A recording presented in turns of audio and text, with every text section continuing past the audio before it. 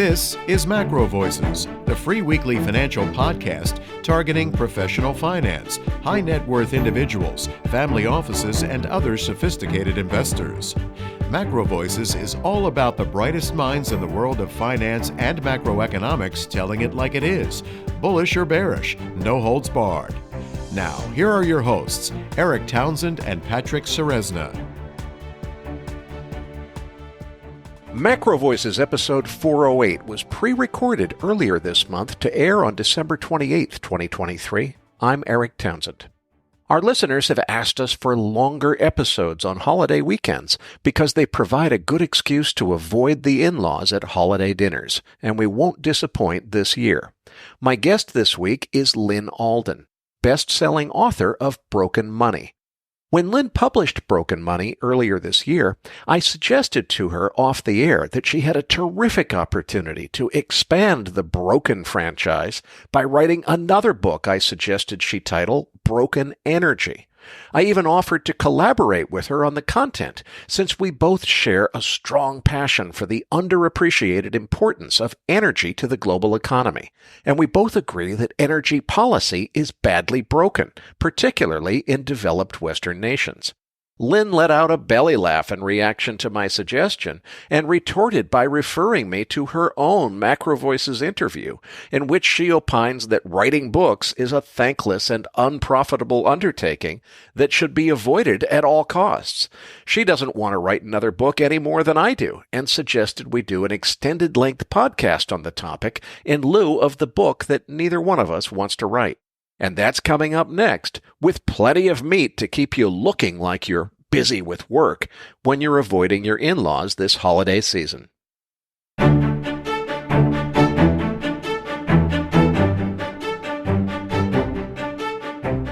And now, with this week's special guest, here's your host, Eric Townsend. Joining me now is Lyn Alden, best-selling author and founder of Lyn Alden Investment Strategy.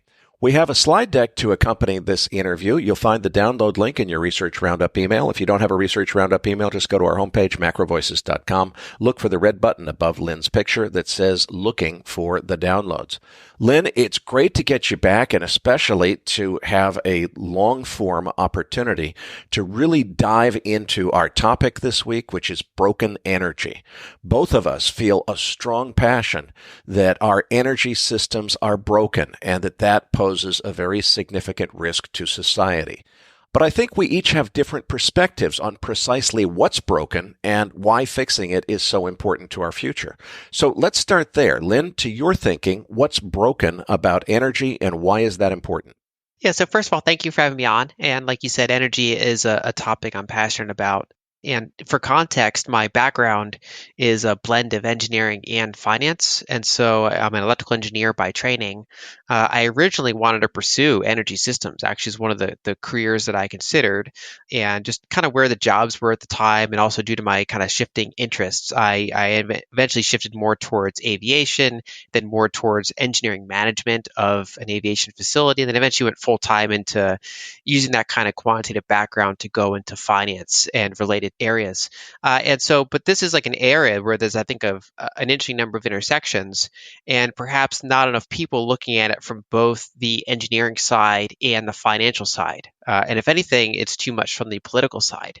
And so I guess to answer your question of why I think energy is broken, I think in large part it's because we've been in an era for at least a couple decades now where politicians have a bigger influence on what kind of energy systems get built than engineers, whereas it should be the reverse. I mean, we should be running energy based on what is most efficient, what is cleanest, what is most long lasting, what is most resilient, what is safest, all these different metrics of success. And instead, we kind of latch on to these narratives and pursue those significantly. And then, research comes out that always kind of emphasizes the strengths of those approach while kind of overlooking or sweeping aside the downsides. And a lot of things are done for optics rather than outcomes. Things like putting solar panels in places that are just not even suitable for them, like colder, cloudier types of climates, just because then we can say, look how much, more solar we added, rather than saying, was this even the right thing to do in this particular region? And the reason this matters is because people ask me, like, what could go wrong over the next 10, 15 years? Like, what keeps you up at night, or what are the biggest risks?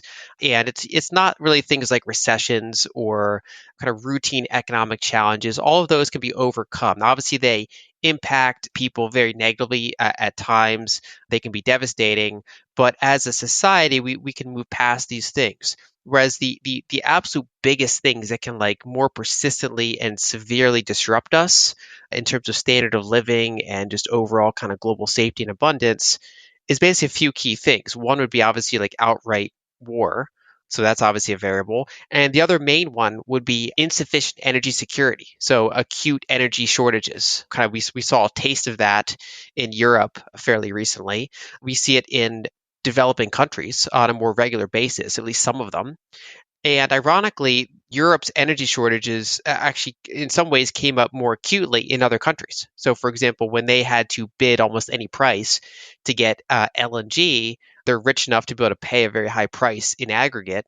And that kind of sucks energy away from places like Pakistan that get outbid. And then they end up having outright power outages, for example, because there's a finite amount of LNG capacity that now more entities are fighting over, and so the least wealthy entities are the ones that end up not getting a seat at that table.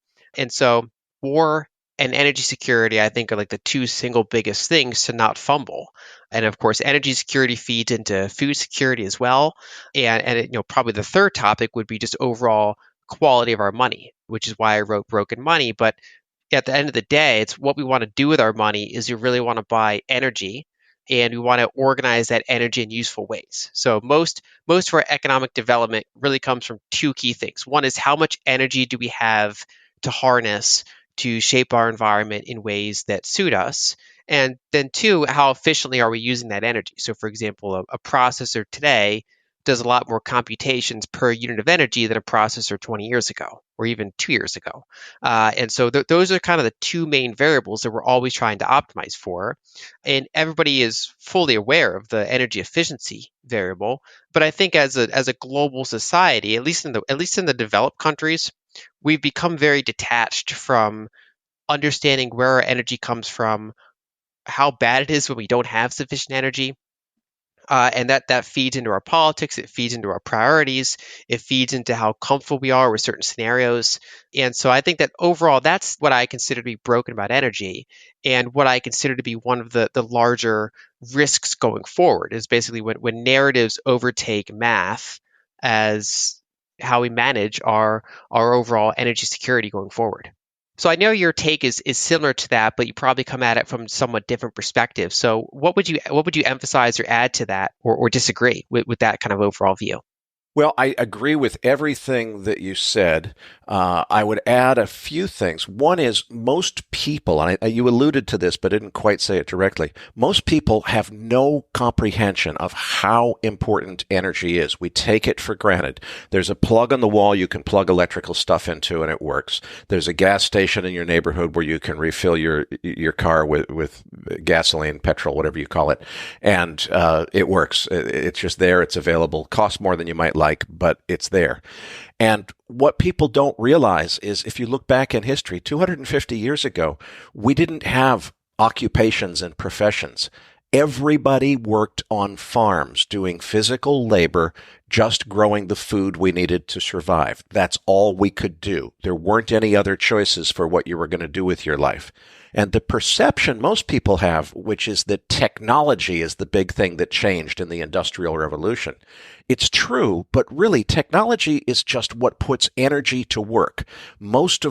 Some computer technology these days, as you say, is using small amounts of energy, but mostly what technology really is, whether it be vehicles, heavy construction equipment that creates the big, high-rise buildings we live in and so forth, it's all machines that put energy to work to make our lives better.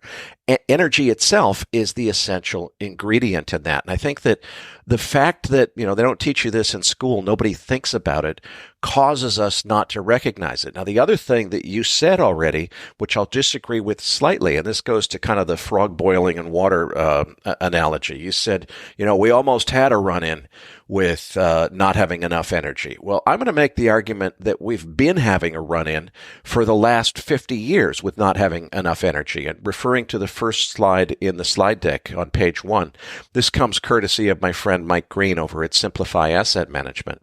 What it's showing us is from the end of World War II, we were on this nice uptrend in standard of living because energy consumption per capita is the most direct proxy that there is for our standard of living. So we were on this nice steady uptrend, and right around 1974 that broke down, and we've been gradually trending lower in standard of living and per capita energy consumption ever since. Well, why is that? It's all about affordability. When I was a kid, gasoline cost 30 cents a gallon. And even after adjusting for inflation, it's more than double that now. And when you stop and think about it, a lot of the inflation was caused by the increase in the cost of energy, because that's one of the biggest drivers of inflation. So the reason that energy is broken is because we're paying way too much for it. And because it's happened over such a long period of time, we don't realize that the standard of living that we deserve, back in the 1960s, they predicted that we'd have flying cars and all kinds of amazing things by now. It didn't happen. Why didn't it happen? Because we were unable to maintain that steady increase shown on slide 1 on the black curve of our standard of living and per capita energy consumption. And it started with the Arab oil embargo. That only lasted a couple of years. I think a lot of it is abandoning nuclear energy, which, as you said, the scientists and engineers knew in the 1970s that we have a real serious problem with our dependence on fossil fuels. We're depleting a finite resource that can't possibly last forever. And what ends up happening is the engineers and scientists know exactly the right thing. The Nixon administration, apparently trying to take care of their friends in the oil and gas business, basically sabotaged nuclear energy in the early 1970s, and we haven't recovered ever since. And I feel that for my entire lifetime, in 1974, I was 9 years old.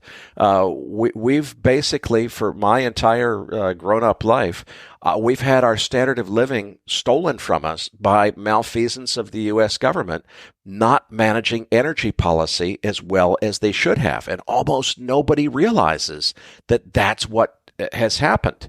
So the climate change arguments have led us to this conclusion that, okay, we got to get rid of fossil fuels because of climate change. And, I don't want to disagree with that. I think there's probably a lot of merit to those arguments, but I think there was an even better reason that was known long before climate change even hit the radar, which is energy costs too much, and our lives would be so much better if we were smarter about it. And I think that energy has been intentionally and consciously made scarce for the purpose of advancing money interests of people who lobbied the U.S. government to get them to do that. So I feel like it's the most important thing that affects our standard of living.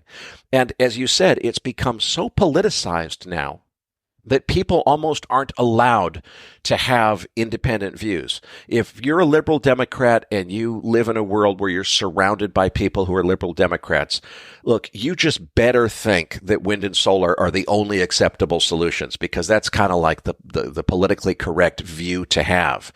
And if you're a conservative Republican, you better not be caught even thinking about listening to the climate change arguments, because you're a traitor if you do. We can't have a society where people don't think clearly, because one of the most important, if not the most important issue affecting our standard of life has been politicized to the point where we're not really thinking objectively about it. And, there's actually legislation that has been proposed, although I don't think it's ever been passed anywhere, where they're trying to make climate denial a crime, just like hate speech. And the argument is, we have to follow the science of climate change. Well, Lyn, you and I both know, as did Galileo, that if you're not allowed to question or disagree with something, then by definition, it's not science. But we're being told that, we can't even debate what the right strategy is. We just have to believe in what the gospel is that's thrown down to us from political leaders, which I'm convinced are intentionally trying to divide society over this issue of energy change. I think that the fossil fuels industry is traditionally a Republican supporting industry. I think that although the climate change arguments are very real, the Democrats latched onto it and said this is a way to divide society and get control of energy over to our party, because energy is, so much money, such a big part of the economy.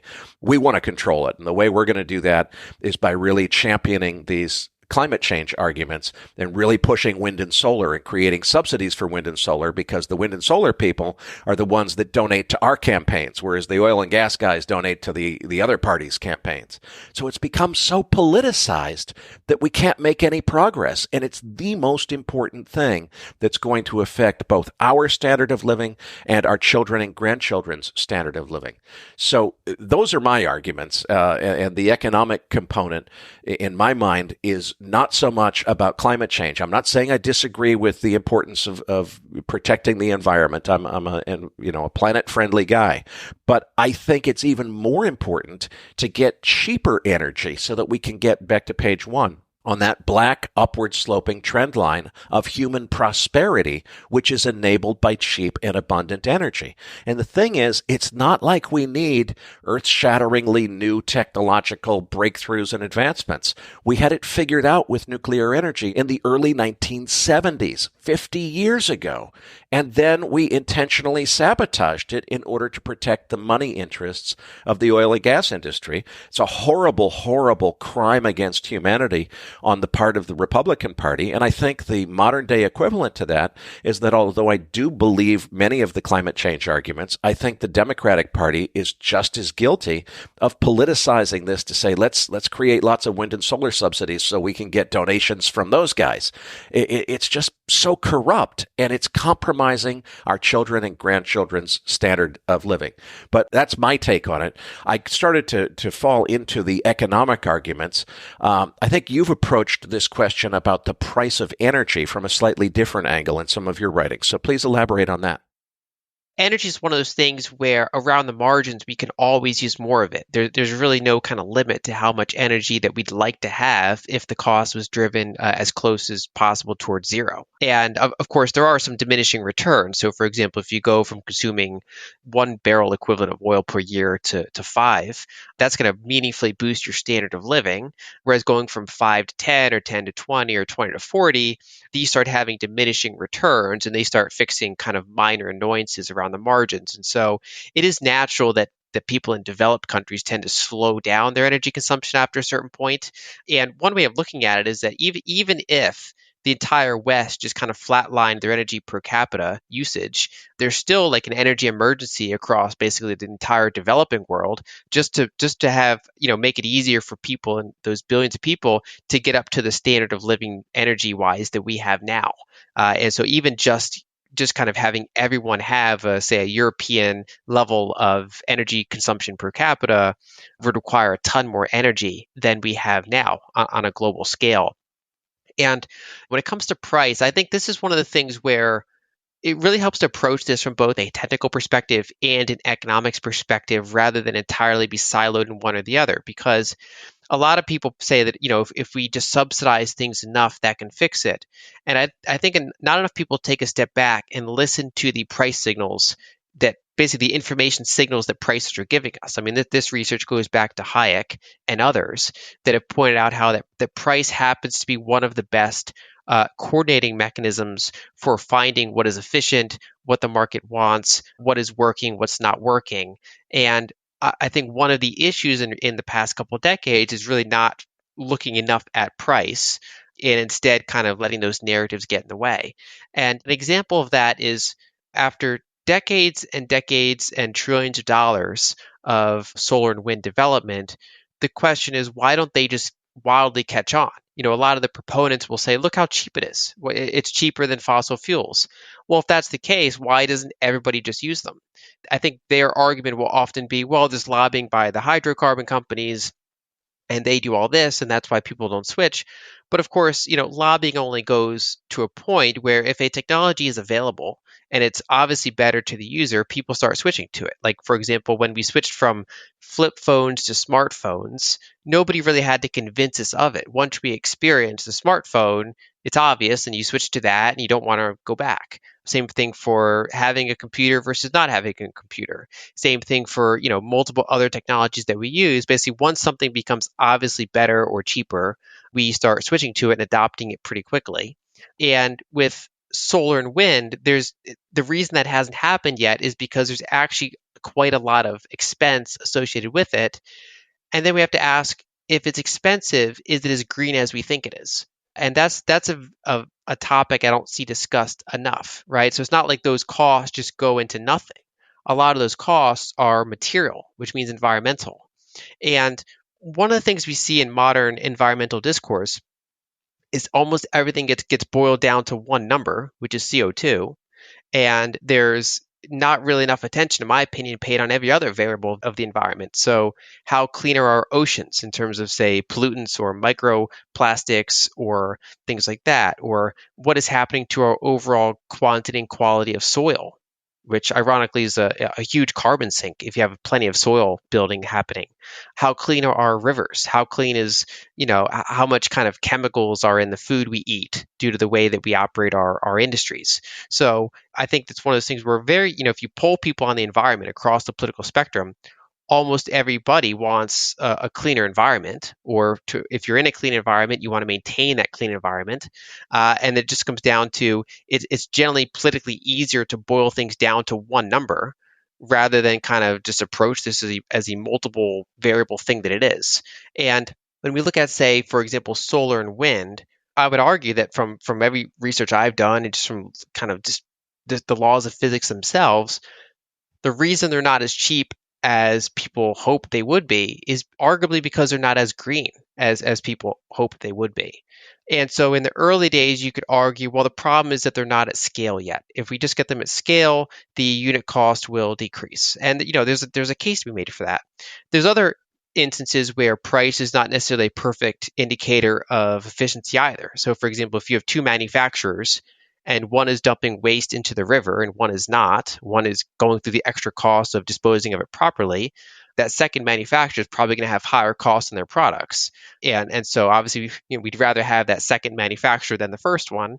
And so when you analyze price as a mechanism, you do have to give certain allowances for, okay, what does the price look like now versus when it's matured and scaled? Or you have to look at the price and say, well, is one area kind of shortcutting versus another?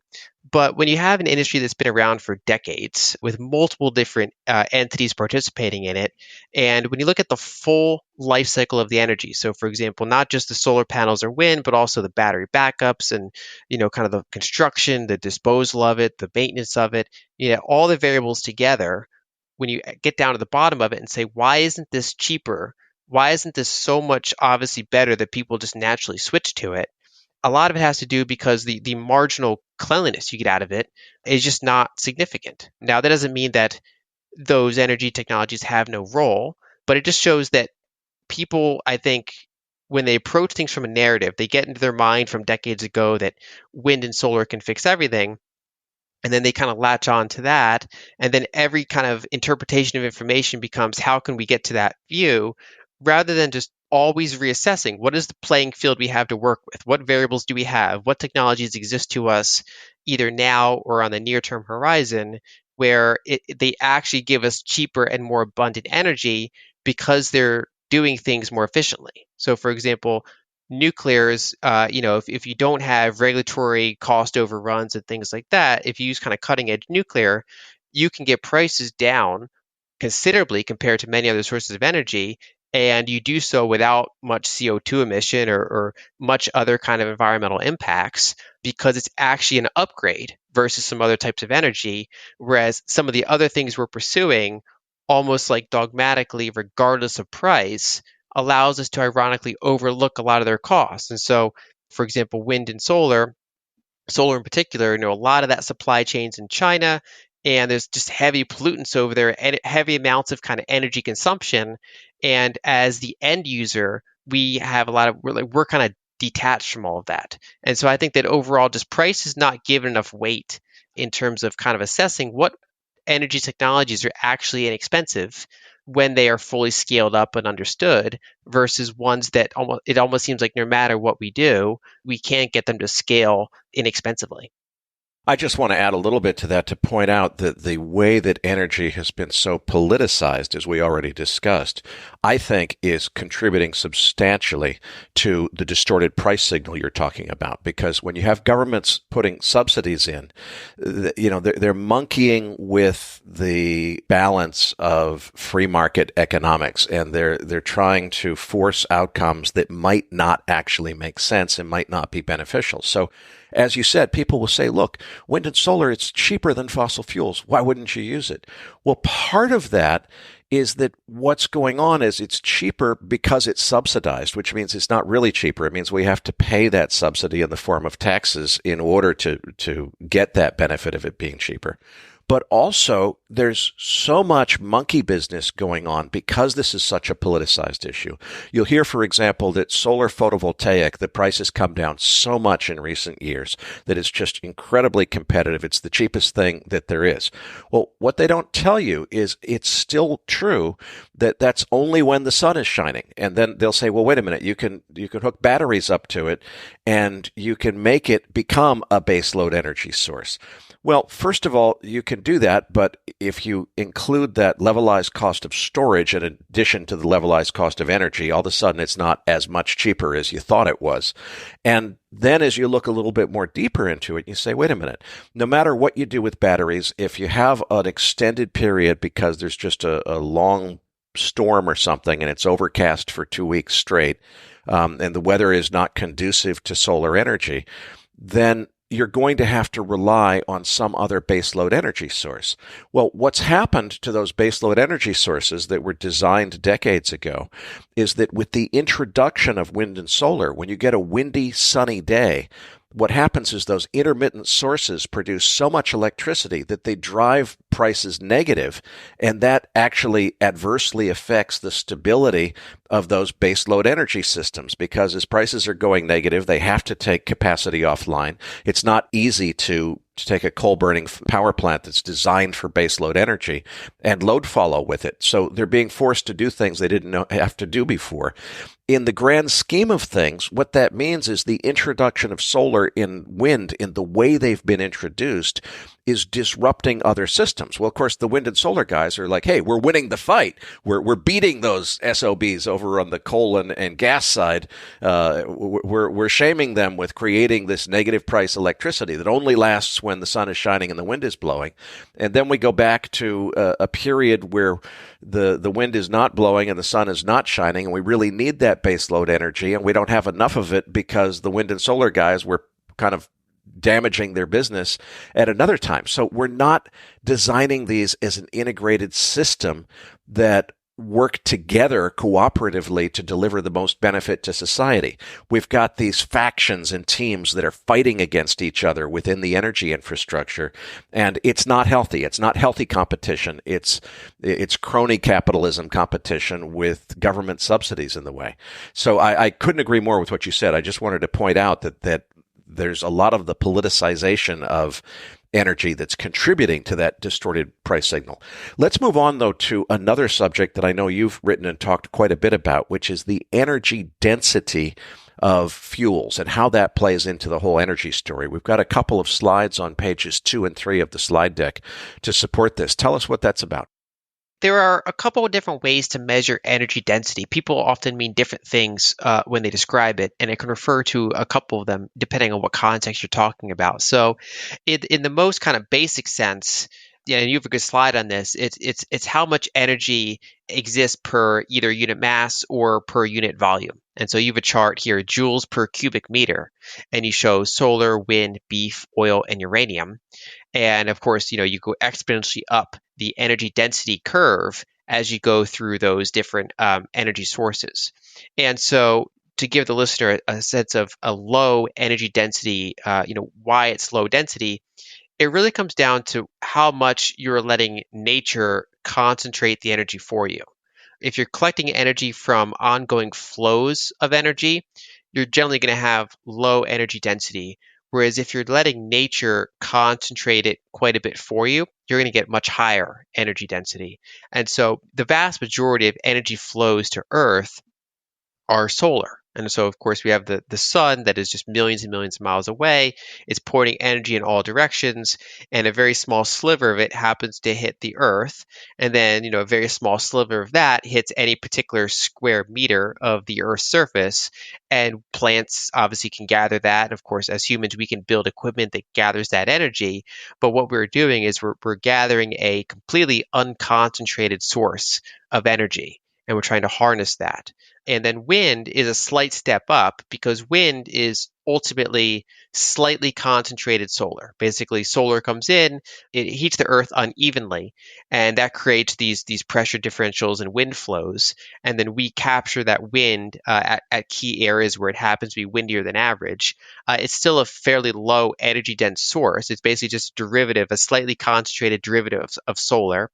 And then we move up the ranking to biomass. So we let plants collect solar over the course of their lifetimes. It could be months for certain types of plant matter. It could be years or decades for large plants like trees. But basically, they spend a lot of time collecting solar and other resources. They concentrate that energy into their structure.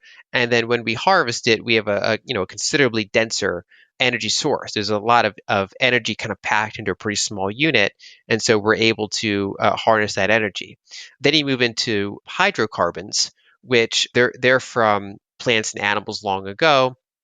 People often talk about fossilized dinosaurs, but a lot of it is trees that have become energy. It's algae in the oceans. Basically, it's not there are a bunch of T-Rexes. They're basically a bunch of plants for the most part that we get.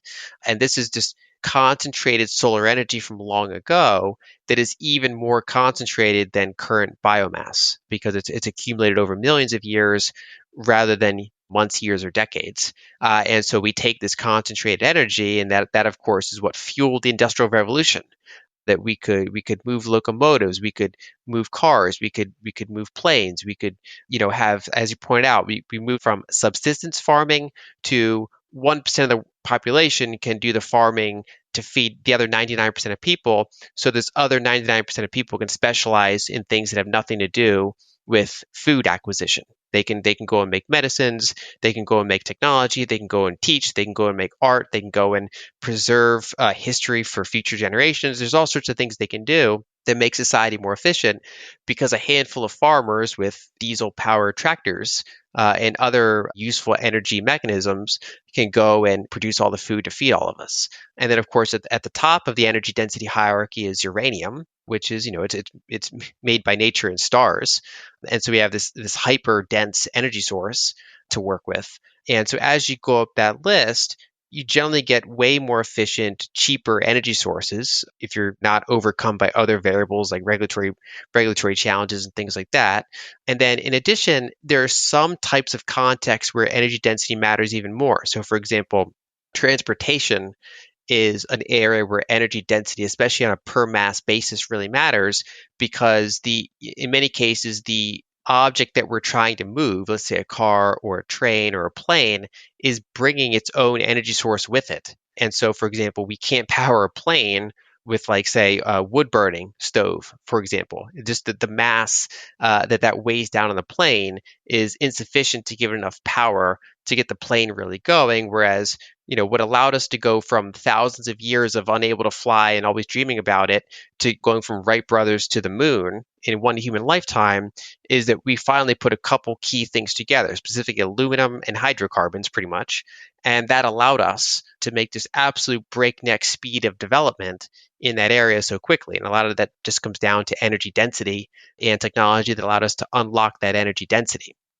And so that's something that just not a lot of people kind of focus on when they focus on these different energy sources. Another way of looking at energy density, and it's obviously highly related to it because you're going to get pretty much a strong positive correlation, is energy return on investment.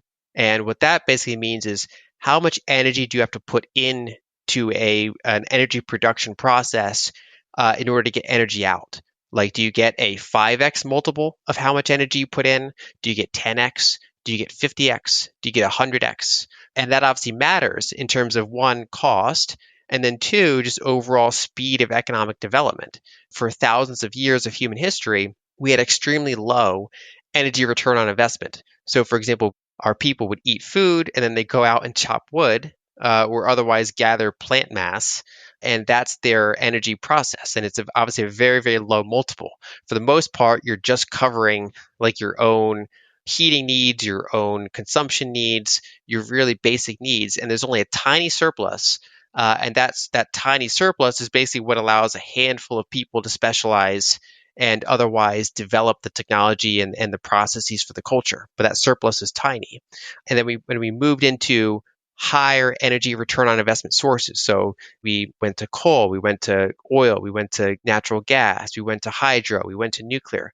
As we went up that higher and higher energy return on investment spectrum, that allows basically for every person that spends their time and resources and equipment to go out and gather energy, they're able to gather so much energy that it's a huge surplus, which again, much like the farmers, allows the vast majority of us to not be involved in energy acquisition.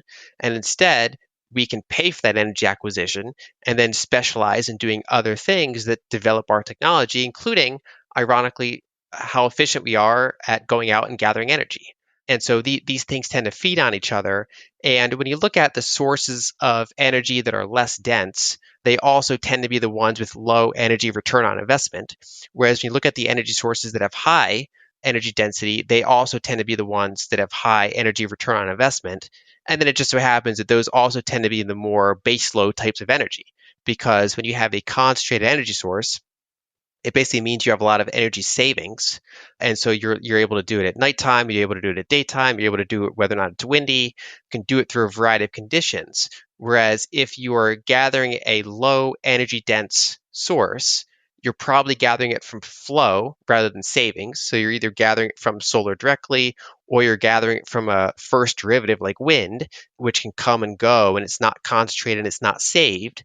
And so you tend to be higher cost, at least over the course of a full week, let's say, rather than just when the wind's blowing or the sun's on. You tend to have higher average costs, and you have to build up a lot of other equipment in order to kind of smooth out the problems with that energy source. And if you go back to the original question, why would I describe energy as broken? And it's because humanity spent the last 2 centuries, or arguably longer, 3 centuries and longer, going up this energy dense spectrum. As we unlocked a new energy source, that allowed us to focus more on technology, which then allowed us to unlock the next dense energy source. And we worked all the way up to uranium, and then we kind of shied away from that. We kind of saw that power and became fearful of it. We kind of shied away from that power. And so now we've been stagnating in terms of energy density for quite a while. And then a lot of our society's future directions ironically take a step back in terms of energy density. They want to go back toward much less energy dense sources that rely more on these flows and less on these kind of letting nature concentrate that energy for us. Lyn, so many excellent points you just made. I want to comment on several of them, starting with the last point that you just made about that concentration of energy, which is so important. As you said, almost all energy on planet Earth comes from the sun. It comes from solar radiation from the sun. Uneven heating of the earth is what causes the wind that turns the wind turbines. It is the sun that is growing plants, and those plants eventually decaying over millions of years that creates the hydrocarbons and the oil deposits and the liquid natural gas and so forth. It all comes from sunlight energy. And what I don't think a lot of people who focus on wind and solar really recognize is you're going to the very bottom of the efficiency pyramid. Now, there is an argument to be made when you say, well, wait a minute, we might be going to the bottom in terms of efficiency. We're getting the least concentrated energy by going to solar. Wind is only one step away in terms of it. But if you look at the other things like natural gas and coal and oil and so forth, yeah, it's true that nature kind of built a battery out of those things. It took millions of years of sunlight and concentrated them into these coal and oil deposits that exist, miles below the surface of the earth. But wait a minute, that's a finite resource that won't last forever. And eventually we're going to use it up. And I think that what really is driving a lot of the increasing cost of energy now is we haven't used it up, but all of the low-hanging fruit has been picked already. Now we've got to go, climb higher up the apple tree in order to get the next apple off. So it's not a matter of drilling a hole in the ground and oil just comes gushing out. We have to use hydraulic fracturing and horizontal drilling and all of these fancy, expensive technologies in order to produce more of that energy, and it won't last forever. So there is a valid argument there. But what they never seem to see is that if you're going down to the root source of energy, which they'll tell you is always solar. Well, wait a minute. Where'd the solar energy come from? It all came from nuclear. All solar energy, all radiation from the sun comes from nuclear fusion in the sun itself. That's where the energy all comes from. And we figured out more than half a century ago how to harness the most powerful source of energy in the universe, which is nuclear energy. And what we did, you said we got scared of it. I think the government scared us on purpose because they were trying to manipulate society in order to not want nuclear because they wanted to keep energy scarce. If we had stayed on course and we had adopted nuclear in a much bigger way than we did, there's less than 500 nuclear reactors operating on planet Earth today worldwide. It's still a tiny, tiny slice of our energy source, and it's tiny compared to what it could be. If we had let that trend go in the 1970s and allowed it to grow, we would have abundant, cheap, efficient, clean nuclear energy, which would mean energy is not scarce anymore, which means human beings can't make as much profit off of it because if it's not scarce, then the people who've got it can't, mark it up as much as they want to. And it undermines the prosperity of the entire human race to protect some money interests. And if you watch Oliver Stone's film, Nuclear Now, he goes into quite a bit of detail about how the Nixon administration intentionally sabotaged nuclear energy. And I think a lot of what they did was to intentionally scare the public and pretend that it was much more dangerous than it really is. And I think it's just such a horrible, horrible thing.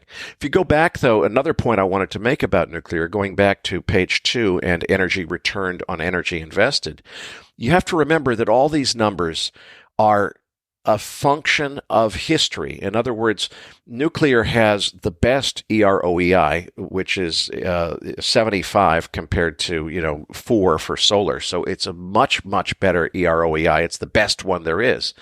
But that's also after we've only built nuclear plants with just horrible cost and schedule overruns that made that energy much more expensive than it needs to be. That 75 you see on page 2 for nuclear energy for its EROEI score, that would be at least double or triple that if we were building nuclear energy efficiently, which we could do, and which I'm advocating that we should do. So a lot of these things are also a function of how badly we've botched energy policy as a result of conflicted interests, money interests influencing governments, and also governments using subsidies which distort free market economics and prevent the right choices from being made automatically by the price signal, as you described earlier. So anyway, Lyn, let's come back to the next page, page 4 in the deck, which is talking about power plant energy payback. What's that about, and what is the chart telling us on page 4? Sure. So, the prior comments around energy return on investment didn't necessarily focus on time. If you put in 10 units of energy, do you get 20 units out, 30 units out? And of course, that's a very important metric to know.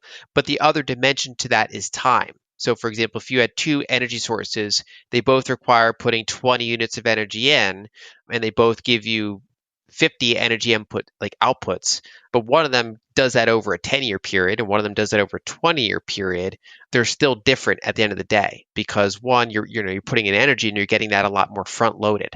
And so on slide 4, I have a custom chart there that just kind of shows two hypothetical energy sources to illustrate what I mean by this. And so you have the blue energy source and the orange energy source. And so both of them during construction on year 0, they both require 20 energy units going in. And the blue one is a fast payback one. So it gives you 200 energy units out and it's front loaded. So, you put 20 in, you get 200 out. That's a 10x multiple. And over the next 20 years, you get that energy back. But then in particular, you get it back in the first 5 and 10, 15 years. A lot of that is front loaded. Whereas the second energy source, the orange one, is a slow payback energy source where you put in the same amount, 20 energy units, and you get 320 energy units out. So you get considerably more total energy out of this project than the blue one, but that's over a 40-year period, and it's not front loaded. It's basically persistent year after year after year. And when you're deciding which one of these two energy systems would be better, it depends on the context. And so, for example, if you're in a developed country where it's nice for people to have more energy, people want more energy, but everybody already has quite a bit of energy. And what you're trying to optimize for is, say, total energy. And you're trying to optimize for maybe how clean that energy is, how sustainable that energy is. Does that add to air pollution? Does that add to water pollution or not? Or if so, how much? There's multiple variables you're considering. And so if you're mostly trying to maintain the energy consumption that you already have or grow it slowly because there's slow growing population and people already have pretty high energy consumption per capita, the orange one is probably better in many cases. You build this very long-lived project that gives you more total energy back than the other alternative.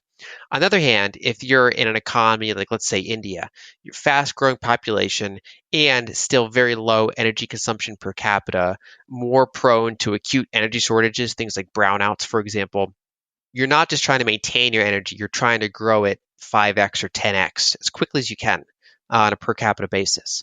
And so that fast payback starts to matter a lot more.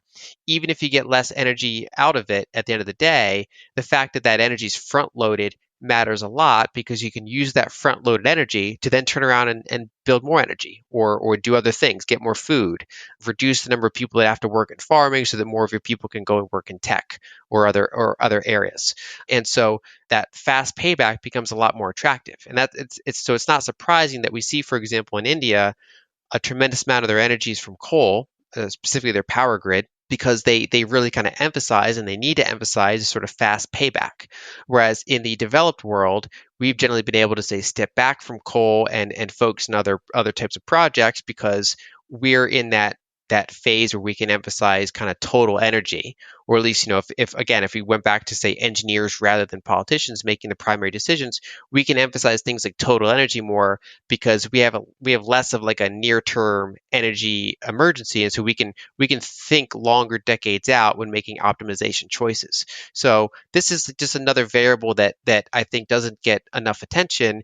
And people are always kind of surprised, like, why is this country building coal, or why is this country doing the way it is? And a lot of it has to do with that payback period.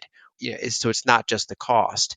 And to your prior point, it is true that, for example, some of these sources are finite, or at least perhaps another way of putting it is that they have diminishing energy return on investment over time. And so, for example, the early oil wells, for example, would, a fairly small amount of energy would give you tons and tons of oil out. And if you look at a chart and we don't have a slide on this, but if you look at a chart on US oil production, pretty much have a 100-year period of steadily rising continental oil production. So from like, say, the 1870s up until 1970, you had rising US oil production. And then we peaked in 1970 structurally. And that was a factor in what caused the 70s to be so inflationary. It wasn't the only factor. You also had faster money supply growth from baby boomers kind of entering their home buying years, their credit formation years. So you had a lot of bank lending. And then, of course, we relied more on oil imports, which then gave OPEC more flexibility to embargo us for various geopolitical reasons that are outside of this context. But basically, we had 100 years of rising domestic oil production. And then that kind of just rolled over for geological reasons. We had decades of declining U.S. oil production all the way up until technology and cheap capital helped unlock shale. And that gave us kind of a surge to new all-time highs in a short period of time. But basically, as we go from these very conventional, low-hanging fruit hydrocarbons, and we start to say, okay, we've used up the easy ones. Now we have to do shale. Now we have to do deep ocean. Now we have to do oil sands. Now we have to say drill under the Arctic. So it's a much more energy and technologically more challenging thing to do. As we have to go to those more difficult environments or more difficult chemical structures or more difficult just overall just how much energy and effort we have to put in to get each barrel, that energy return on investment starts shrinking over time. And so it's pretty hard for hydrocarbons to ever increase their energy return on investment, whereas the general expectation is a gradual decline in that. For example, hydropower and nuclear and geothermal, these are ones that can sustain a high energy density and high energy return on investment long into the future. Going back to the chart on page 4, I'm assuming that the blue fast payback and the orange slow payback is determined primarily from which fuel source or type of energy we're talking about. Can you give us some examples of which are the fast payback types and which are the slow payback types? Let's cover wind and solar and oil and gas and nuclear and so forth. How do they each rank in this fast versus slow payback paradigm that you're presenting here? Sure, yeah. So a lot of that, the majority of it will be due to fuel source, and then a smaller variable is things like construction times. Coal is near the top of the list in terms of fast energy payback. You build a coal plant, it's not particularly complicated in terms of construction, and then the energy source is pretty dense, and you start burning it right away, and in a fairly short period of time, you pay for the energy that went into building the facility, you pay for the energy that went into mining the coal, and you start producing an energy surplus in a rather small number of years. Obviously, the variables will depend on, what kind of plant is it, how new is it, what kind of coal source are you using. There's all sorts of variables that can affect the actual number. But coal is near the top of the list. Same thing for natural gas. These are fairly straightforward, especially not LNG, but just like domestic natural gas. These types of energy in construction are among the fastest. When you get to nuclear, at least historical nuclear, it could certainly be different for small nuclear reactors, but for historical nuclear, you have a ton of energy density, but it takes you a longer period to kind of fully pay for your upfront costs and start generating a surplus, just because of the technological complexity of building these facilities, the overall kind of overhead of doing so. I think we'll get into it later, but I think that's an area that could be improved. You could have nuclear that has a payback period that's more like coal, but then way cleaner, way more long lasting, way more overall energy density and better energy return on investment. Then when you get into things like solar panels, you're now pushing out further on the payback period, which is to say that it's not front loaded at all. It's not energy dense, and then especially when if you include a fully kind of base load system. So if you have battery backups and all the equipment you need to have that to be fairly reliable energy, the payback period for all of when you had to go mine all of those metals, all those materials, all the energy of the labor that went into constructing it, and then just the very slow amount of energy it gathers, because it's only gathering the flow of solar, takes a long period of time. Same thing for wind. These are fairly long payback period projects, especially when you include things like maintenance on a regular basis. And so generally when you go to these less dense energy sources, you'll get longer payback periods. But so far, the example of nuclear is the outlier where higher energy return on investment does not always mean faster payback period. I want to add a couple of things to that, Lyn. Going to wind and solar in particular, because this has become so politicized, one of the things that's happening is people are playing games with the numbers in order to sell their story, as opposed to approach this like an engineering problem where we're all trying to work together to solve a problem for society. So one of the things that you'll hear is that solar in particular has just an incredibly low, inexpensive, levelized cost of energy, which is the total cost of making that energy when you amortize the cost of building the solar field to start with across its operating life. And the total cost of energy, including building the solar field, is presented at being as low as $25 per megawatt hour, which is just incredibly cheap energy. Couldn't be better. Except in real life, what's happened in a couple of cases is they build these things with a $25 LCOE, and it's because that solar array has a estimated lifetime of 30 or 40 years. And 1 or 2 years later, there's a hailstorm, and it completely destroys all of those photovoltaic panels. And what was supposed to be a 40-year life was really a 1.5-year life. And now the LCOE is $400 per megawatt hour or something. So it's completely distorted, or the price signals are completely distorted, because people who are trying to push one energy source over another for political reasons are not being truthful and realistic in coming up with their numbers. The other thing that happens is government manipulation and government policy, energy policy, particularly in nuclear, has really distorted the efficiency of how we do things. And an example of a phenomenon that's actually happened with some nuclear plants is the government, for very good reason, insists that when you build a nuclear plant, you have to have a decommissioning fund set up so that the money has been set aside to eventually, when you decommission that plant, to tear it down and to safely dispose of all of the nuclear waste, and make sure that you don't have a situation where a bankrupt utility just abandons a nuclear plant that's full of, uranium and radioactive materials and so forth. So it was created for very good reasons. It makes perfect sense, but they didn't really think it through completely and think about cause and effect and incentives. So what's happened in real life is there have been operators that run a nuclear power plant. They get to the point where they've fully amortized their investment, so they fully depreciated the plant. They've got this big decommissioning fund set up that will eventually be used to take that plant apart and throw away the materials when we're done with it. There's nothing wrong with the nuclear plant. It's working just fine. But the executive management of the power plant utility company says, wait a minute, we've got this fat decommissioning fund, and that's going to be used to pay us as the contractor to decommission this plant, to tear it down. We could make a lot of money tearing this plant down. And if we do, we would be eliminating a bunch of electric generation capacity, and that would drive the price of electricity up, and we'd make more money off of our natural gas power plants. Let's do that. So they destroy a perfectly good functioning nuclear power plant for no reason other than that the way the regulations are set up, they can get paid a decommissioning fee. They can be the general contractor for decommissioning a plant that should not be decommissioned, other than they saw an opportunity to make a buck decommissioning it and making electricity more expensive for society so they could make more on their other power plants. We didn't think through the regulations when we put them in place to consider that they might actually create incentives for people to do things that undermine the public interest as opposed to advancing it. Lyn, let's move on to pages 5 and 6 in the deck. This is about negative electricity prices. What's the story there?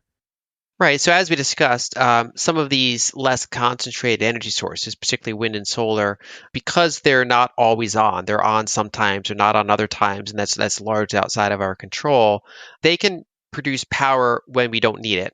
In addition, they're sometimes not producing power when we do need it. And of course, storage and things like that can somewhat buffer this, but storage is very expensive, both in terms of energy, materials, and in terms of money. And so we generally don't have a significant amount of energy storage relative to our production. And so we look at the map of the United States. The map on the left there shows the frequency of negative energy pricing. And the areas that are the worst, that are over 10 or 20%, tend to be in the middle of the country. And that's because that's basically our wind belt. It's some of the windiest parts of the country. It's the most rational place to build wind turbines to generate power. But the problem is if you build a lot of them relative to your total energy production, electricity production specifically, you'll get a lot of instances where you just have a tremendous amount of, say, wind and solar energy, say the middle of the day when you're not using it, or maybe you have a lot of wind in the middle of the night when people aren't using it. And so what happens is if you produce more electricity than people need in that moment and in that specific location, it risks being wasted. And so electricity cannot be transported endlessly. We transported several hundred miles. The further you go, the more loss it has in terms of heat dissipation and just overall friction of going through the metal. And so energy is a fairly local phenomenon, electricity specifically, I mean. And so when you generate more power than you know what to do with at that specific time, and it's hard to save, a lot of it gets wasted.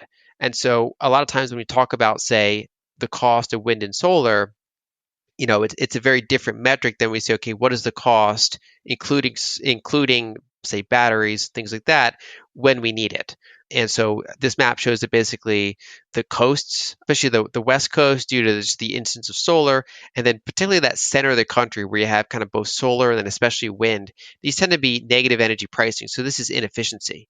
The chart on the right of that slide 5, shows that this has been increasing over time. And if we had more slide space, I probably would include multiple maps here. If you kind of look at a video of this map over time, you'll see generally it gets darker and darker, meaning more and more instances of negative energy pricing, which the chart on the right, kind of shows. And of course, the chart on slide 6 is the same chart. It's just zoomed in a little bit to see it more clearly. That over the past decade or so, we've had, as we kind of build out solar and wind, even though they're a fairly small percentage of our total electricity production, because they're a large percentage in certain areas of the country, we tend to get pretty wild swings in terms of either energy costs or wasted energy. And it's not an accident that, for example, a lot of the Bitcoin miners in the United States are centered in Texas, and that whole wind belt is because when those places have so much periods of negative energy pricing, that's basically it's an irrational energy pricing environment. And so Bitcoin miners come in and say, we'll buy it when you're selling it for negative cost. You don't really see Bitcoin miners in New York City, for example. They go to out there where you have all these kind of stranded energy resources that are not being used properly. And that's just an ongoing thing. So it's like, a lot of, say, people will, their optics or their targets will be how much wind and solar can we build. A better question is, are you making energy cheaper? Are you making energy more abundant? Because as this map shows, just because you're building these energy sources doesn't mean you're necessarily solving a problem, because if you're producing energy precisely when people are using less energy, that's not helpful. The most helpful thing is to produce energy on demand and or when people tend to use it the most, which is certain times of day or certain seasons, rather than kind of just the problem of nature's schedule not really matching human consumption needs. I really think this is a case of politics trying to force a square peg into a round hole, Lyn. You start with, okay, we're going to create subsidies for wind and solar so that we can get some political favoritism to get the people behind those energies to support the political party that's behind wind and solar. And that, I think, is a main driver. Then you figure out that the wind and solar is actually damaging the overall energy system. That's something I hear very consistently from everybody I've talked to who works in not just the oil and gas sector, but in electricity, and people who manage electric grids and so forth say the intermittency of that wind and solar is causing more problems than it's solving. It provides, as you said, a huge amount of electricity when we don't need it. It doesn't give us electricity when we do need it. And then the reaction to that is the people that are just obsessed with wind and solar has to be the answer to everything will say, okay, well, what we can do is we can hook batteries up to it so that we use that excess energy to charge the batteries, and then we draw the batteries down during those later periods. Well, the problem with that is they're not thinking about the big picture of energy transition over the next 25 years. Right now, We've only got 5% of the vehicles on the road are electric. The coming electric vehicle revolution is absolutely necessary for energy transition. We need to do that. Most experts already are convinced that there simply won't be enough battery metals. Even if we, forget about environmental restrictions, just go wild on mining as much of those battery metals as we possibly can, there won't be enough for the vehicle revolution. Well, how are we going to make all the batteries to support wind and solar becoming a baseload energy source if we're using the same battery chemistries that are used in vehicles, which in many cases they are? And the other aspect of that is cost. Right now, because the cost of those battery metals hasn't yet been squeezed by this coming electric vehicle revolution, which has only just barely begun, we haven't got to really high-cost battery prices yet. When we do, would the economics still make sense then for using batteries to supplement wind and solar? And I just keep coming back to, why are we trying so hard to force this wind and solar square peg into the round hole of what we actually need, which is primarily to get cheaper baseload energy? And we do need some intermittent supply, but not nearly as intermittent as what's being supplied by wind and solar. Lyn, let's move on to page 7 in the chart deck. I put a slide in laying out my own analysis of our energy transition options. And the essence of this is, if you look at where the baseload energy, which is what we're really going to need the most of, and we need to make it cheaper than it is today, not more expensive. A lot of people are focused on wind and solar because of its intermittency and because of the various challenges I just talked about with trying to force that square peg into a round hole. It will help a little bit, but it's doing as much damage as it's doing good from everything that I hear. Hydropower is a fantastic green energy source. The problem with it is it's dependent on geology. You've got to have, a high elevation source of water that's flowing to a lower elevation so you can build a dam and generate electricity from it. The places around the planet where it's possible to do that have, for the most part, already been discovered and developed. So we've already pretty much exploited the hydropower opportunity. There's not a whole lot of opportunity to do more. Geothermal, deep geothermal, where you drill a hole deep down into the Earth's crust to where the rock down there is so hot that you can pump heat energy back to the surface and use it to turn a turbine and make electricity. Geothermal electricity is a fantastic idea. The economics just don't work. It costs way too much to drill those holes. And the primary problem there is that in order for it to work, you got to be drilling through really, really hot rock, about 400 degrees Celsius granite. And that's super hard rock that's super hot. Any drill bit that's known to man is going to melt under those temperatures. And there are some new technologies that have to do with kind of tasering the rock instead of drilling it with friction. So they're sending very, very high current electromagnetic pulses down into the wellbore in order to drill the hole by, it's called spalling the rock. Great ideas, great stuff under development. If we have a breakthrough in geothermal technology someday, it's going to make everything better. But guess what? It hasn't happened yet. Meanwhile, nuclear energy has been staring us in the face since the 1970s, but the U.S. government sabotaged it and created this morass of regulation that has nothing to do with keeping nuclear energy safe. I would argue that a lot of nuclear regulation forces nuclear to stay unsafe.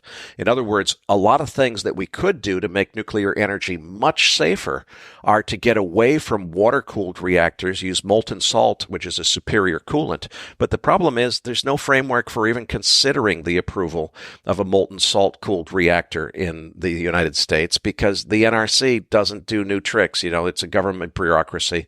They won't change. They won't consider another fuel like thorium. They won't consider liquid-fueled reactors, which eliminate meltdown risk completely.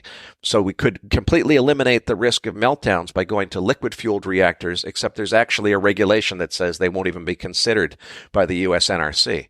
So these nuclear regulations that a lot of people just want to believe are making it safer are actually not making it safer, and they're making it more dangerous. And we've been neglecting that opportunity of nuclear for my entire lifetime now.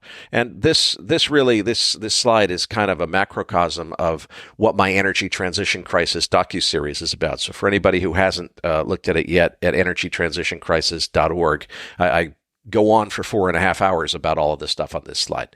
I don't want to do that here now. So let's, I want to get your reactions to this and what you think about our best alternatives for energy transition. So, Lyn, I don't want to go on for 4.5 hours talking about this. What are your feelings about our best options for energy transition? Where should the energy come from? Should we be using wind and solar at all? If so, to what extent? And which other sources should we be looking at? Well, so I agree with your list. I think you laid that out very well. That basically, the problem is that some of our accumulated energy sources, like hydrocarbons, even if we're not going to run out anytime soon, we could, have trouble doubling or tripling our annual production of these sources. That we're tapping into a saved resource from long ago, and that's obviously not ideal when looking out over the long arc of time. Nuclear, I agree with you, is the best bet in any sort of like reasonable time frame, especially if we consider transitions towards newer technologies, small modular reactors, and other things like that. Hydropower and geothermal are both valuable, and it's particularly for geothermal, any sort of breakthroughs that make that better and more kind of broadly useful are powerful.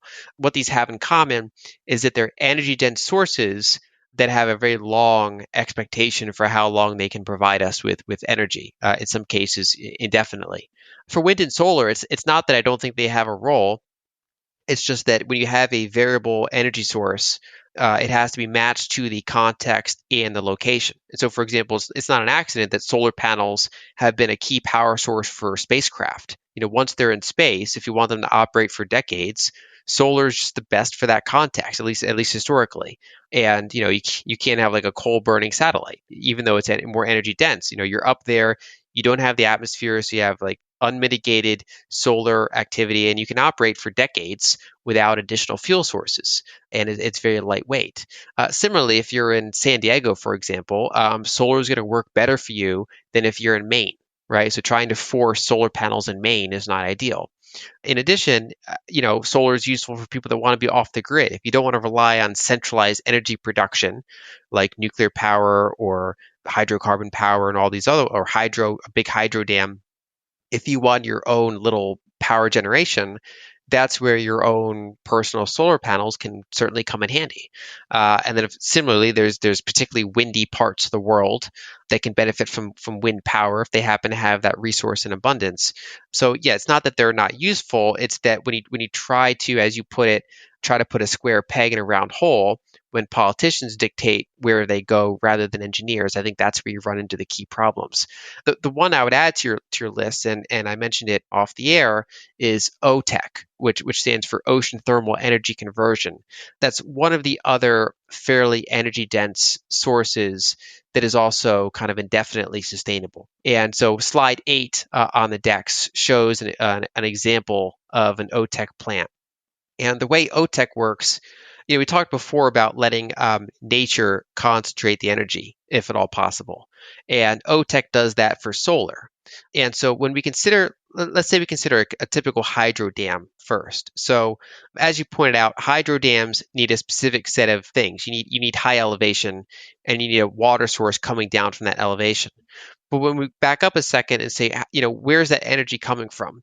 Ultimately, hydropower on a river is concentrated solar. So solar is shining on an area, and it's evaporating water over thousands of square miles, and then it's dropping that water via rain on a high elevation. And then just the shape of the geography of that area is concentrating that falling water towards denser and denser rivers. So, a bunch of little small rivers turn into medium rivers, turn into big rivers, and then we put a dam right on that concentrated spot.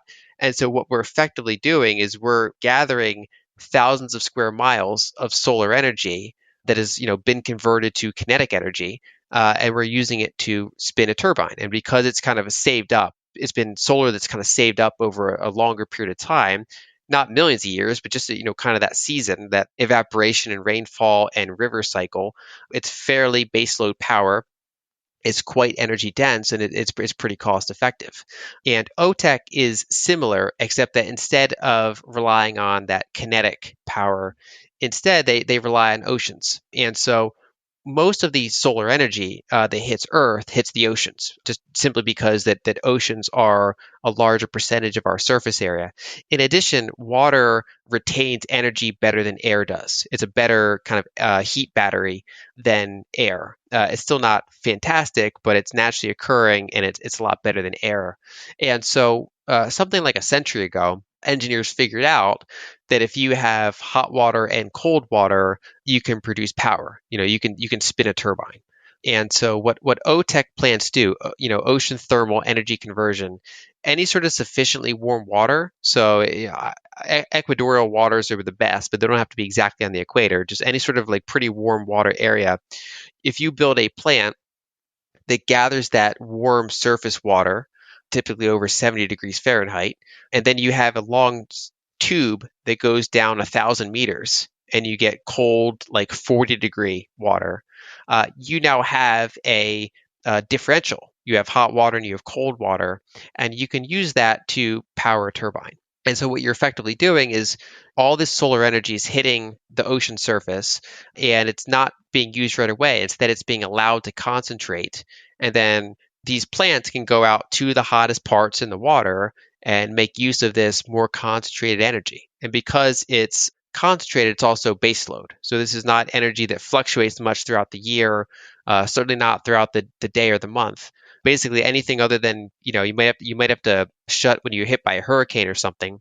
But other than that, it also just so happens that these like hurricanes and other storms like that don't cross the equator.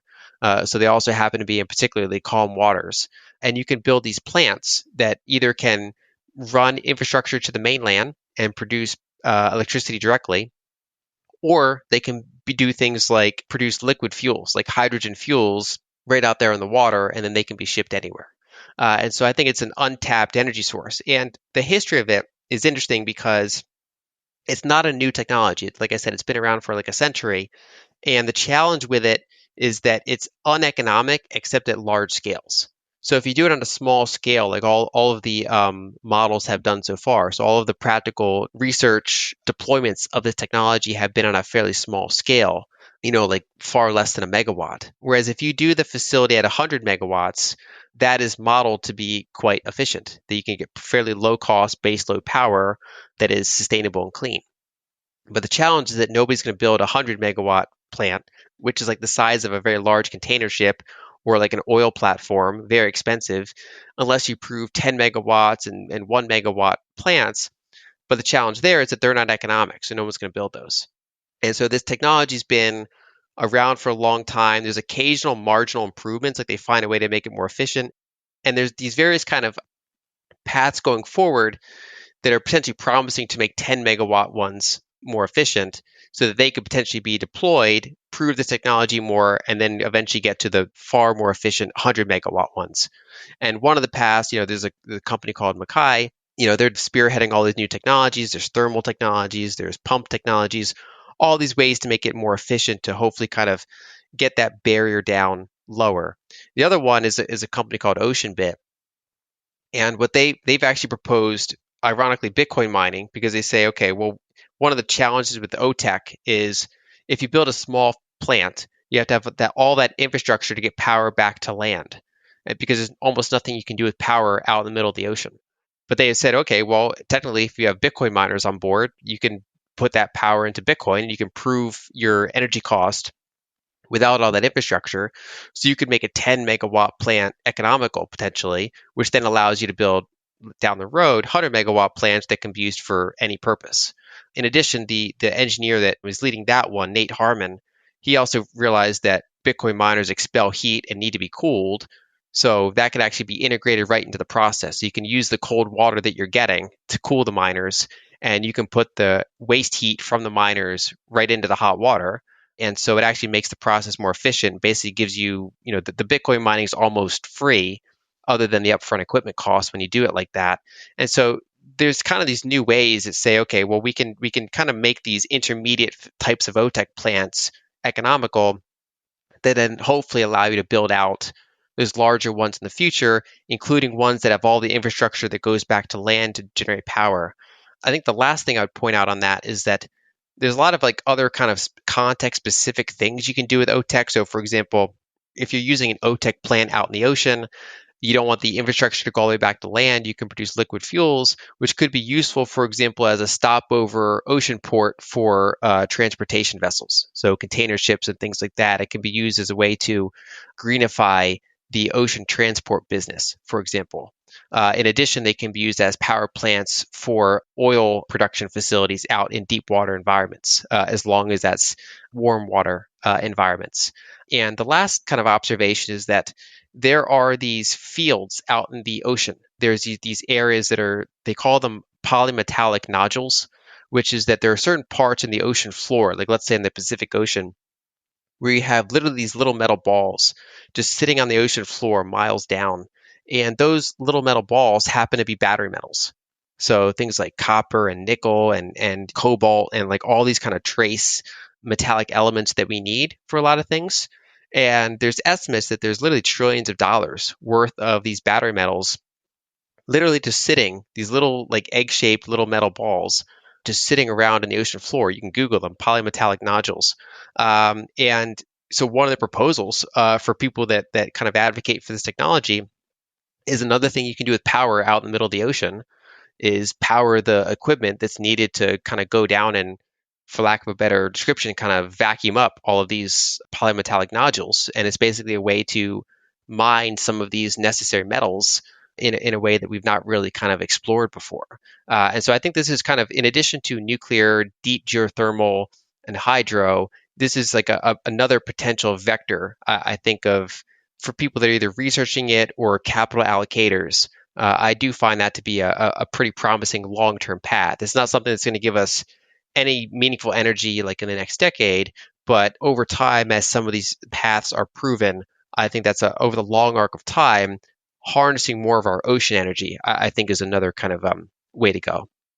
I'm fascinated by this, Lyn, and it's clearly a brilliantly innovative way to capture electricity. And if you think about it, in a way, it is deep geothermal. Deep geothermal is normally about going to a deep depth where you can take advantage of a higher temperature differential from the surface. In this case, you're taking advantage of a lower differential. You're using that differential in temperature in order to spin a turbine and make electricity. Sounds great, but it seems to me like it's inherently subject to exactly the same limitations as deep geothermal, which is there's a few places on Earth where it works. In the case of deep geothermal, you need to be in volcano country where there's super, super hot rock very close to the surface, so you don't have to drill very far to find it. In this case, Hawaii, you can run a pipe from a Hawaiian island, and it's not that far offshore to get to where the water is 1,000 meters deep. There's only a few places on Earth where that's true around an inhabited place. And I'm just having a hard time seeing where the breakthrough would come from in order to make this really work at scale. Yeah, so it is a good set of observations. I think so. Some analysis have suggested that there's many terawatts of electricity and energy, total energy production available from this method. And, it's not just one. So obviously the sweet spot is coastal regions that are populated in, say, the 20% margin around the equator. That's kind of the sweet spot. But when you use some of those extending ideas, which is say, okay, you go out to the middle of the ocean and you generate liquid fuels, or you serve as kind of mining fuel, or you serve as a producer of liquid fuels for the world shipping industry, for example. These additional kind of extensions of where that technology can be useful. You could even, for example, create liquid fuels and then send it back to land for other types of onshore transportation. Obviously, the more conversions you do, the less efficient it's going to be. But that is then somewhat offset by having just larger and larger economies of scale to make sure you're doing it in a cost-effective way once the technology is kind of, hopefully more proven at scale. And so kind of that path dependence is, okay, how to bootstrap these kind of intermediate-sized ones to prove the concept further compared to the little ones that already exist to then build out even the bigger ones. And so it's not something that, for example, the whole world can run on OTEC, but I think it's another one of those areas where you could add another, say, 10% or another 20% of the world's energy coming from this method, which can then accompany things like nuclear or hydro, like river hydro or geothermal.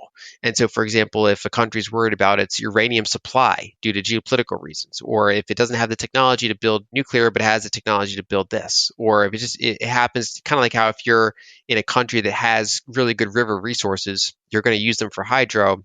If you happen to be in a country that's near equatorial waters, this tends to be potentially a long-term thing to be interested in. And then, like I said, the other things that can make it so that even if you're a landlocked country, if some percentage of, say, the shipping industry or some percentage of these other things are powering their energy production with this method, that leaves more of the other energy production for you. And so I think it's just one more kind of tool in the tool chest for how we can have long-term energy abundance, because this is one of the only other mechanisms that we know of that produces fairly energy-dense power that's not relying on like a finite resource. It's still ultimately from the sun. It's just that, much like river hydro, it's letting that sun concentrate before we, for lack of a better word, harvest it. So, Eric, you added 2 more slides about turbines that convert heat energy into mechanical energy that can be used to produce electricity. Turbines are admittedly not an area that I've spent a lot of my time looking at, so I'd be curious to see what you have to say about how turbines are particularly important to this. Well, I think what's really important is actually the underlying problem that turbines solve, which is most of the energy that we know how to produce is heat energy. And it's true that wind and solar can produce electricity directly, but they're producing it intermittently and they're not producing it on the scale that we need it. And it's not at all unique to fossil fuels and burning fossil fuels. If it's something like geothermal renewable energy, that's heat energy that we need to convert into electricity somehow. Nuclear energy also produces heat that needs to be converted into electricity. And that process for converting heat into electricity is profoundly inefficient. In the case of most fossil fuel burning power plants, it's like 40%. So more than half of the energy that is released by burning those precious fossil fuels just goes up the smokestack, it contributes to greenhouse emissions, and it doesn't actually make any electricity. Only about 45% of the electricity in a coal burning power plant actually gets used to make electricity. The rest is wasted. Internal combustion engines are even worse. When you drive a gasoline-powered car, 80% of the energy released from gasoline is heat that goes out the exhaust pipe and out your radiator. It's not actually propelling the vehicle. Only 20% at most is propelling your vehicle forward. Electric motors are much more efficient, and that's why a lot of people are excited about electric vehicles. But you have to remember, somebody's got to recharge the electric batteries in the electric vehicle somehow. Where does that electricity come from? For the most part, it comes from electric generation plants that look like what you see on page 9 here in the deck. The big yellow thing is a steam turbine that spins around basically the heat energy from the nuclear reactor or from the coal-burning power plant or from the natural gas-burning power plant. That heat energy is used to boil water, and the water turns into steam. The steam is pumped through that big round yellow thing. Well, that yellow thing costs more than $1 billion with a B dollars. It's a very, very expensive piece of machinery that's incredibly inefficient, and unfortunately, this is not my field of expertise, so I can't speak with any real depth to this. But what people tell me is there are some inherent laws of thermodynamics that just say you can't make a steam turbine, which really works on the expansion of gas in water vapor turning into steam. You can't make it much more efficient than it already is. If you get to supercritical temperatures and pressures, it gets more efficient, but the very best you can do is 55 or 60% efficiency. And that's, if you're really trying hard.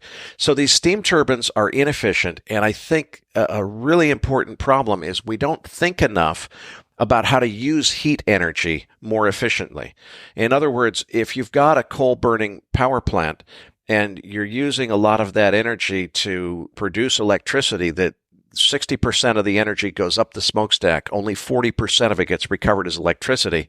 You then deliver that electricity to a home which is using electric heat, and as a result of that, you've already wasted 60% and now you're going to use it just to heat something. Well, why not have district heating where first you produce electricity and then you take the steam that's coming off of that turbine, run it through a fluid-to-fluid heat exchanger, and have a circulating loop of district heating energy that provides thousands or hundreds of thousands of homes with heat during the wintertime that doesn't suffer all of those efficiency losses. Well, I think what happens is people building power plants are focused on building power plants and making electricity. They don't think about how much energy is being wasted. And we need to do something better. One of the things that I'm really excited about, these turbines are so expensive, and as I think about how to make nuclear energy much more cost effective, which is kind of what I'm obsessed with lately, is how to make nuclear energy cost less than energy cost back in the 1960s when I was a kid. Well, even if you modularize the nuclear reactors with small modular reactors, which I'm going to talk in detail next week with Mark Nelson about, even if you do that, you might be able to get the cost per kilowatt of building the nuclear plant down to only about $200 or $250 per kilowatt of nuclear reactor modules. But guess what? You still got to hook it up to a steam turbine, and it might cost you another $1,000 per kilowatt just to build the steam turbine that powers the generator to make the electricity.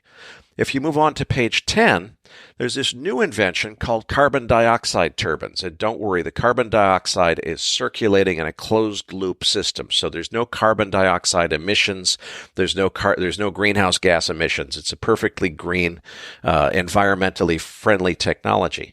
But that tiny little turbine, you saw it going back to page 9 in the foreground. You can just barely make it out. But there's a fully grown man, a 6-foot-tall man walking across the floor there. You can see how big that great big yellow SST 9000 Siemens turbine is that's running the blue thing as the electric generator.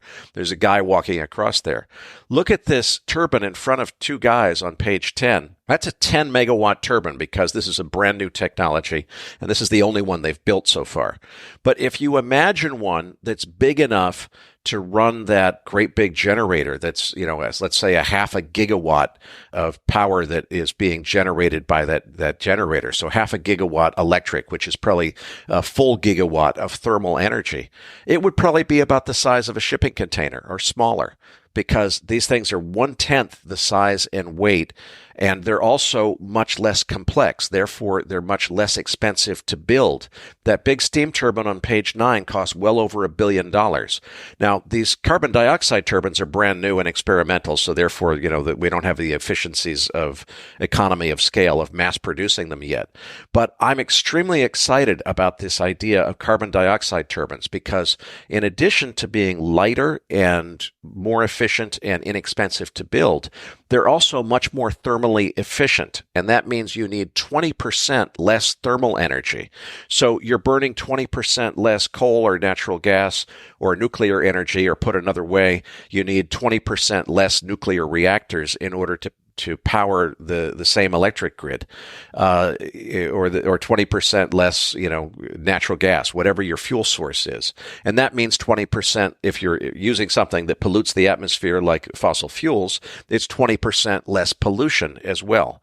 It's also, because of the size, much more conducive to modularization and mass production in factories on assembly lines, which is what I'm convinced is the future of nuclear energy. So I just think this whole field of how you get from heat energy to electrical energy is so ripe for more research. The carbon dioxide turbines are a terrific idea, but as long as you're spinning a turbine using expansion of gas, my friends who know more than I do about thermodynamics tell me there's certain limits on how efficient it can get. Somebody needs to figure out a whole new way to convert heat energy into electric energy that doesn't involve spinning a turbine, which is the way we've been doing it for 150 years, and figure out how to make it more efficient. And that could just change the face of energy overnight if somebody had the breakthrough that figures out a better way to make conversion of heat into electricity much more efficient than it is. So I wanted to just make that point, that it's a field of research that I really hope gets more attention than it's gotten so far.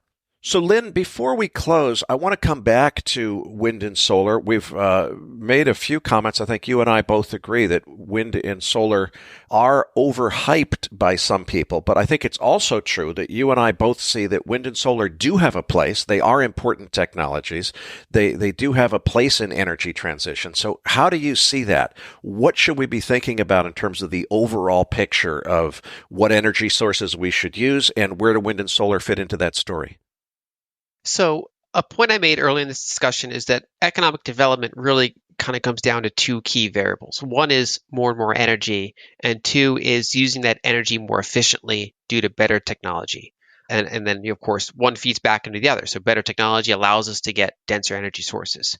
And you provided some examples, what we both did, of more efficient technology. And so, for example, more efficient designs allow us to make natural gas plants more efficient than they were 30 years ago. For example, you just went into detail about how turbines, of all things, even though we probably consider them pretty standard technology, they're clearly not. There's clearly a lot more efficiency gains we can have from our turbines.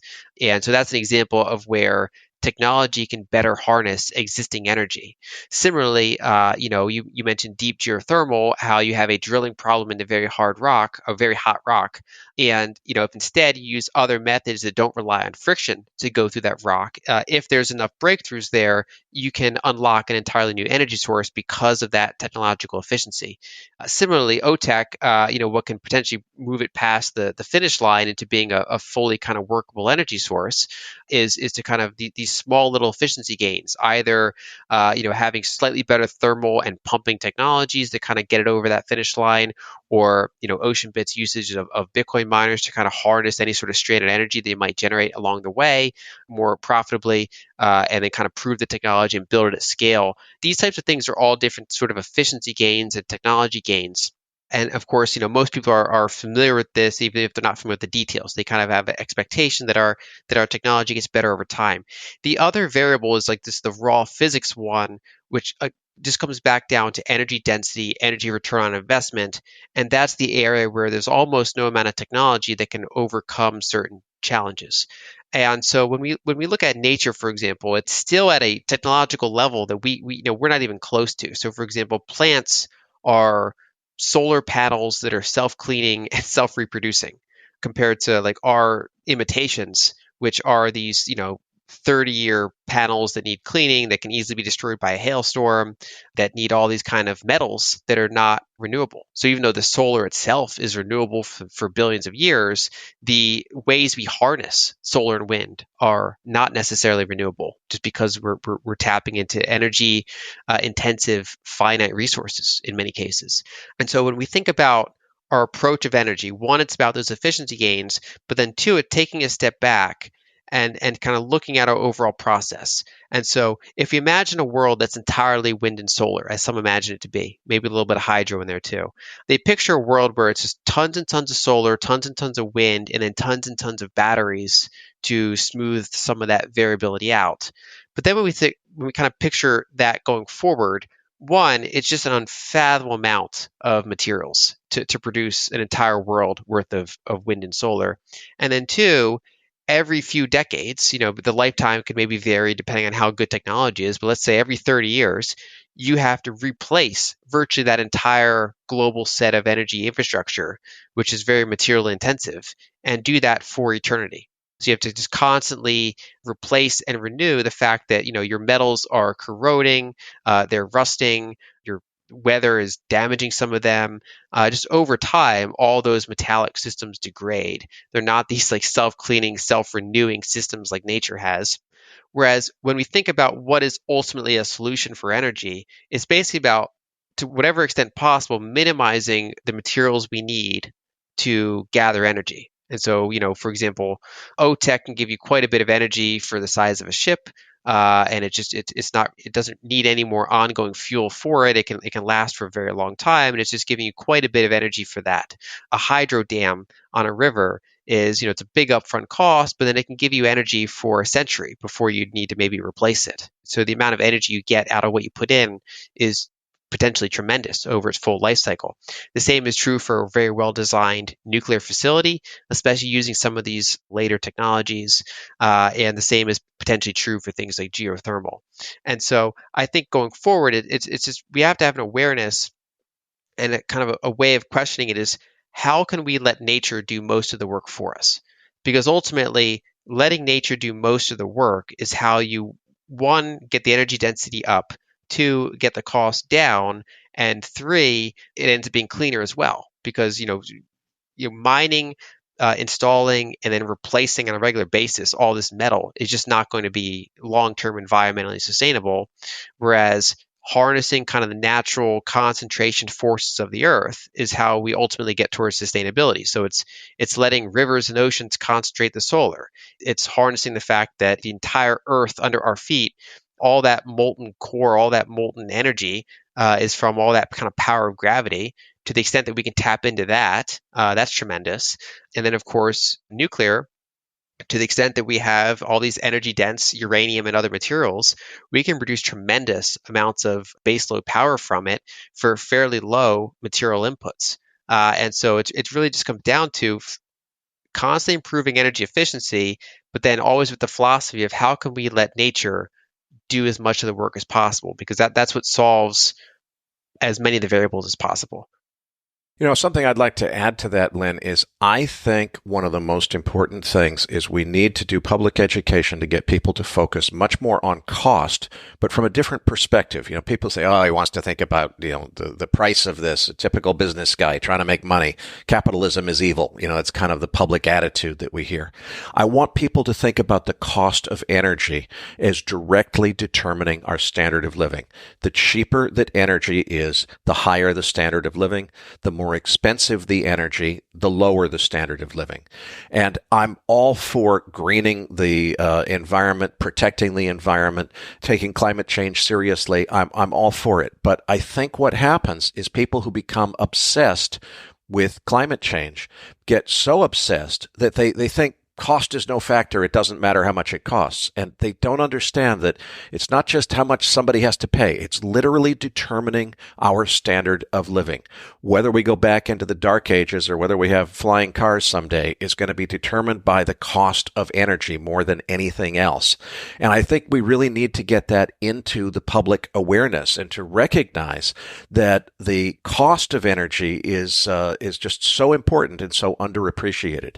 Lyn, we're running out of time here, even in our long form, and I want to thank you for taking the time. Our listeners tell us during the holidays they really love the long form interviews, not so much because they're addicted to our brilliant insights, but because it allows them to escape their families and tell them, oh, I have to listen to this thing. It's for work. Sorry, I can't talk to you, Uncle Tom and Grandma Jane. I'm busy. So thank you so much for doing this. Before we go, though, I just want to ask you to give our listeners a little bit more perspective, since we've got this long form, on what you do both as an author and in your business at Lyn Alden Investment Strategy. Your book, Broken Money, is a bestseller, a well-deserved bestseller. We did an interview with you recently on MacroVoices. Anybody who missed that, just put Lyn Alden into the search box at macrovoices.com to look for that interview. But tell us a little bit more about what you're working on and what services you offer at Lyn Alden Investment Research. Well, I appreciate you having me again. I really enjoyed this discussion. I feel like this is an area that's just not getting enough focus, so I'm glad it was given the long form that it deserves.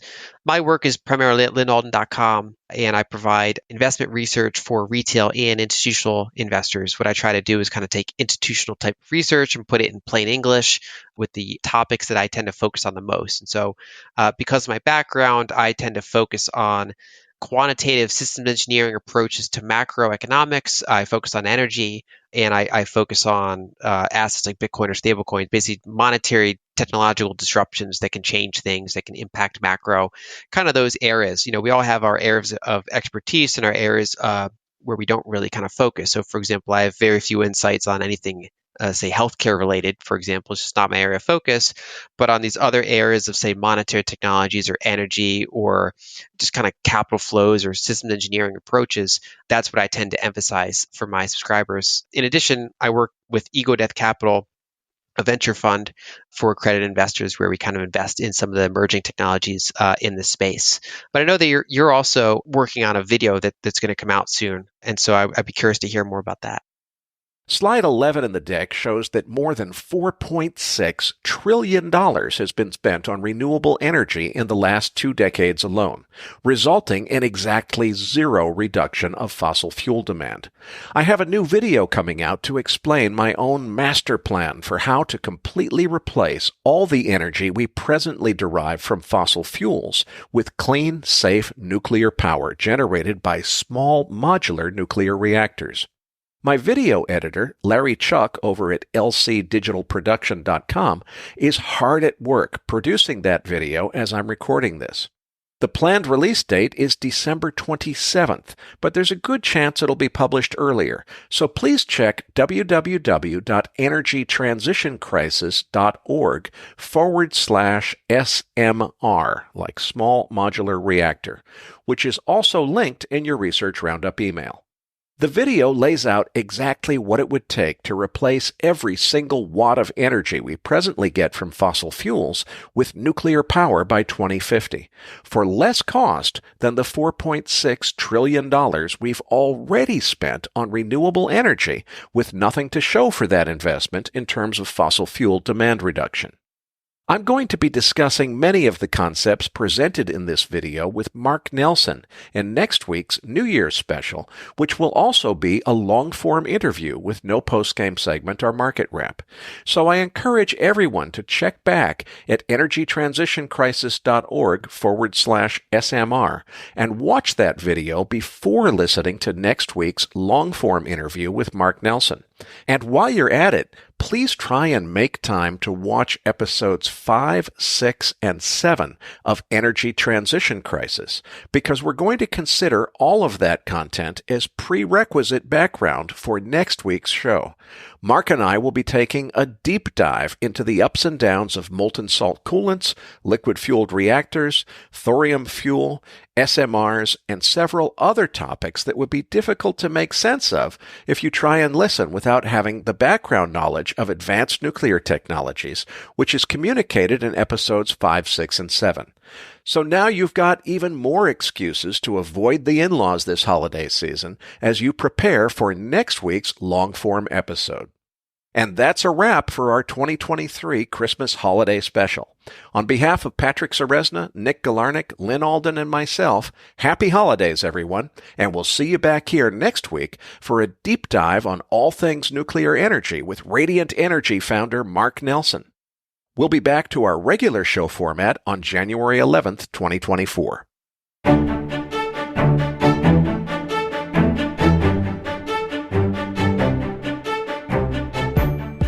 That concludes this edition of MacroVoices. Be sure to tune in each week to hear feature interviews with the brightest minds in finance and macroeconomics. MacroVoices is made possible by sponsorship from BigPictureTrading.com, the Internet's premier source of online education for traders. Please visit BigPictureTrading.com for more information. Please register your free account at MacroVoices.com. Once registered, you'll receive our free weekly Research Roundup email containing links to supporting documents from our featured guests and the very best free financial content our volunteer research team could find on the internet each week. You'll also gain access to our free listener discussion forums and research library. And the more registered users we have, the more we'll be able to recruit high-profile feature interview guests for future programs. So please register your free account today at macrovoices.com if you haven't already. You can subscribe to MacroVoices on iTunes to have MacroVoices automatically delivered to your mobile device each week, free of charge. You can email questions for the program to mailbag@macrovoices.com, and we'll answer your questions on the air from time to time in our mailbag segment. MacroVoices is presented for informational and entertainment purposes only. The information presented on MacroVoices should not be construed as investment advice. Always consult a licensed investment professional before making investment decisions. The views and opinions expressed on MacroVoices are those of the participants and do not necessarily reflect those of the show's hosts or sponsors. MacroVoices, its producers, sponsors, and hosts Eric Townsend and Patrick Ceresna shall not be liable for losses resulting from investment decisions based on information or viewpoints presented on MacroVoices. MacroVoices is made possible by sponsorship from BigPictureTrading.com and by funding from Fourth Turning Capital Management, LLC. For more information, visit MacroVoices.com.